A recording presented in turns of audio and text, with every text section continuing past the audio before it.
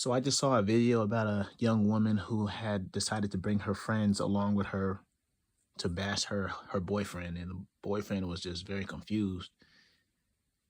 And I just want to bring to light things I see in the algorithm. I know the algorithms are negative. I know a lot of people aren't like that, but a lot of people are like that.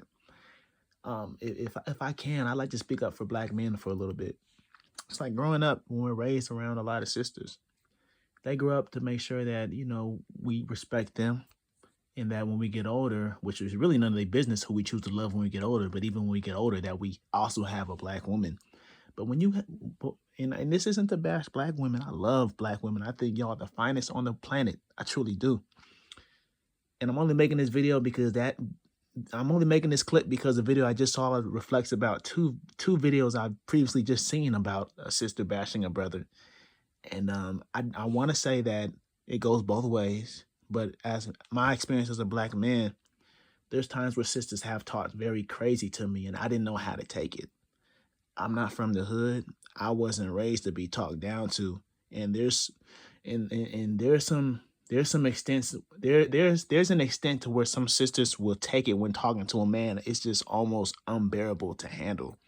Shout out to my queens, shout out to the women who, I'm saying, got love for me. But as a black man, I just want to communicate. It could be very, very hard. And I also want to admit, hey, as men, we do got to kind of clean up a little bit, take accountability for what we're doing that is affecting our own people. You know what I'm saying? I feel like there might be strain because our women want better leaders from us. I can accept that. But being an innocent, honest man and you dealing with people who look like you of a different gender who coming at you very wild and crazy, it's like it could be very hard. It can. And I want to see our people heal. And I love our people.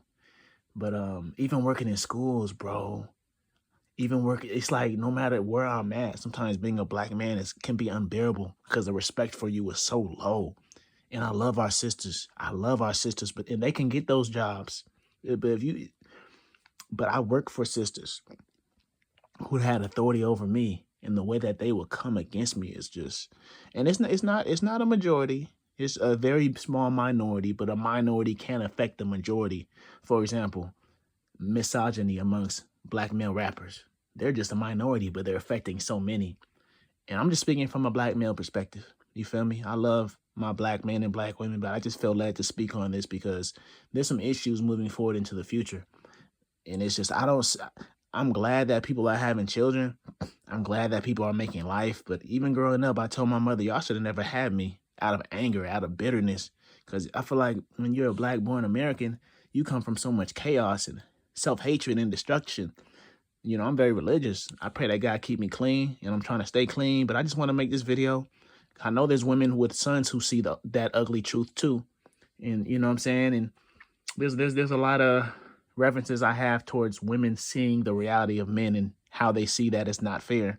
And I don't want sympathy. I just want to express myself and be at peace with telling my truth because it's just kind of unbearable, bro. It could be very unbearable. And a lot of times, I'll leave it at that, bro, because it's not huge. It's a percentage of it's a small part of my life that I don't talk about, that I deal with. I just want to express that. But I love everybody, bro. I pray that God can allow me to help my people and just understand we have a way bigger enemy than ourselves. So let's just keep our head on a swivel. Let's have each other's backs. And I know sisters have a lot to say, and I'm open to hear everything. I just want to express myself as a man.